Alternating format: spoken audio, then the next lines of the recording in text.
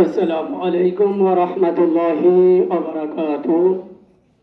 নাসাব কর্তৃক আয়োজিত আজকের এই মানববন্ধনে আমরা আজকে এই ব্যানারে দাঁড়িয়েছি এই বাংলাদেশের মধ্যে বিশৃঙ্খলা সৃষ্টি করার জন্য নয়। এই বাংলাদেশে আজকের এই ব্যানারে দাঁড়িয়েছি শান্তি প্রতিষ্ঠার জন্য, ন্যায় বিচার প্রতিষ্ঠার জন্য। আপনারা সবাই অবগত রয়েছেন ঢাকা হাইকোর্টের সর্বদিন চিশতি রহমাতুল্লাহের মাজারকে স্থানান্তর করার জন্য একটি অপশক্তি পরিমাণ চেষ্টা চালিয়ে যাচ্ছে। আমি তাদেরকে বলতে চাই, আপনারা মসজিদকে সংস্কার করবেন।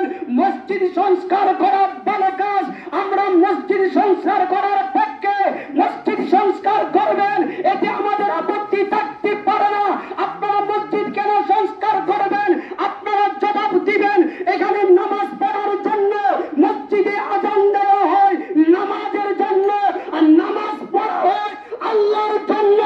এই আল্লাহর জন্য নামাজ পড়ার জন্য এই বাংলার জমিনে যেই সকল মানুষের হৃদয়ে সেজদা দেওয়ার মতো মানুষের হৃদয়ে ইসলামের দাওয়াত দিয়েছেন, তারাই হচ্ছেন ওলি আল্লাহ। বলুন ঠিক কিনা? আপনারা মনে রাখবেন, মসজিদ আপনারা সংস্কার করবেন, এতে আমাদের আপত্তির বিষয় নয়। এই বিষয়টা মাথায় রাখতে হবে। মানন্য মসজিদের কারণে মাজার হয় না, মাজারের কারণে বাংলার জমিনে মসজিদ হয়েছে। বলুন ঠিক কিনা? আমরা আপনাদের প্রতি শ্রদ্ধা রেখে বাংলাদেশের 95% মুসলমান, আমি কোন দল দিয়ে দৃষ্টি করছি না, সমস্ত মুসলমান ওলিদের প্রতি শ্রদ্ধা আছে, এটা আমি বিশ্বাস করি। কোন দল নয়, যারা হকপন্থী আল্লাহর ওলি তাদেরকে সবাই 95 মুসলমান সাপোর্ট করে।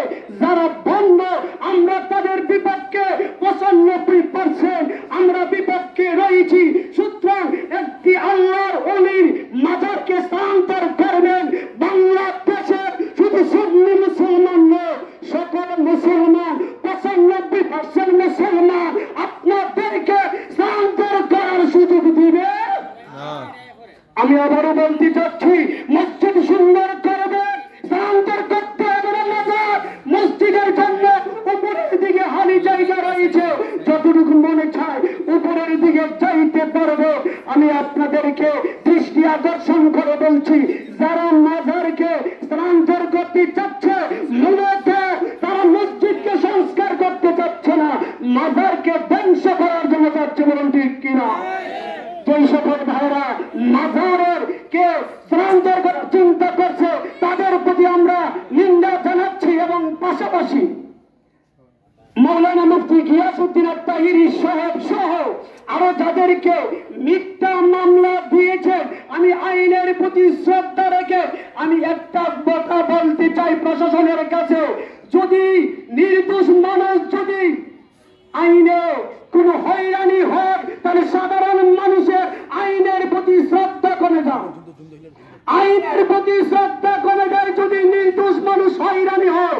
এই জন্য প্রশাসনের কাছে আমার বিপুল আবেদন থাকবে, আপনি তাদেরকে তদারকি করে মিথ্যা মামলা তাদেরকে দ্বারা দেওয়া হয়েছে অতি তাড়াতাড়ি তা প্রত্যাহার করা হয়। এই বলে আমার অগুছানো আলোচনা এখানে শেষ করলাম। আসসালামু আলাইকুম ওয়া রাহমাতুল্লাহি ওয়া বারাকাতুহু। ধন্যবাদ। মৌলানা খলিলুর রহমান আশিক।